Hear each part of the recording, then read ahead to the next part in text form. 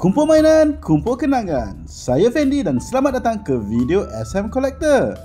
Hari tu Abang Ashraf ada mengajak saya ke kedai bandel yang menjual baju dan juga toys.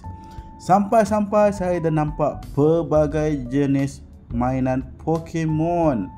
Ada juga keychain, Yu-Gi-Oh pun ada. Gundam, One Piece, memang rambang mata tengok semua ni. Bukan itu saja, kami pun pergi ke rak seterusnya dan dapat lihat ada Kamen Rider punya figurine dan juga DX toys. Dengan kata lain, DX tu maksudnya antara weapon ataupun belt Kamen Rider yang digunakan dalam TV siri mereka. Sini pun ada V-Stamp ataupun Vice-Stamp yang digunakan oleh Kamen Rider Revice, Lock Seed digunakan Gaim, Oz punya medal pun ada. Kat belakang tu siap ada buku Saber.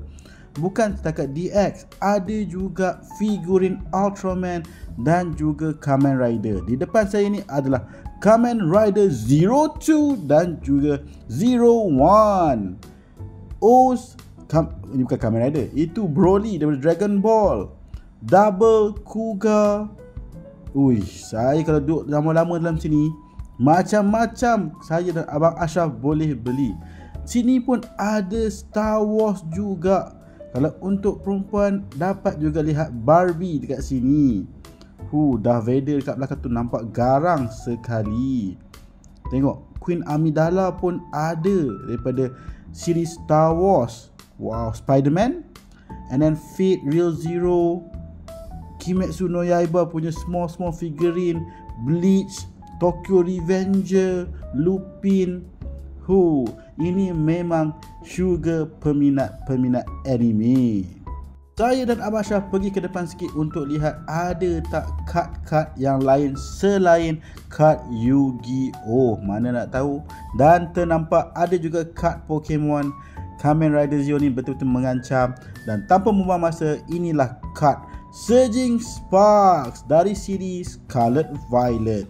Gambar depan, gambar Executor Astral Form gitu. Memang nampak cantik. Seperti biasa, tagline Pokemon yang famous, gotta catch 'em all. So tanpa membuang masa, marilah kita buka pack Surging Sparks ni untuk lihat sama ada tak kad manis-manis di dalamnya. Seperti biasa, QR code untuk pemain Pokemon Trading Card Game live. Inilah QR code dari siri Surging Sparks. So kita letak ke tepi. Macam biasa, ambil satu kad dari belakang dan letakkan di depan. Adjust bagi kemas dan mari kita lihat kad pertama kita hadir dengan fighting energy. So, kad seterusnya adalah kad Feebas, water type, HP 30, attack pula, leap out. Kad seterusnya adalah Crocolore, evolusi dari Fuecoco, HP 110, fire type, attack, hit breath sebanyak 30. Seterusnya adalah Tendemos, HP 40, normal type, attack pula play rough sebanyak 10. Seterusnya Spewpa, evolusi dari Scatterbug, HP 80, grass type, wonder about attack dan juga tackle sebanyak 30.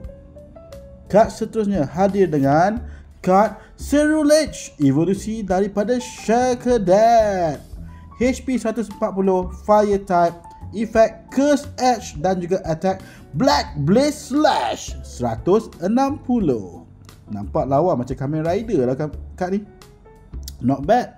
So, kad kita seterusnya adalah Indeedee, psychic type, HP 100, ability Obliging Heal, attack Super Cybolt sebanyak 50.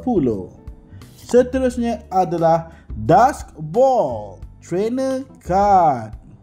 Mantap, not bad.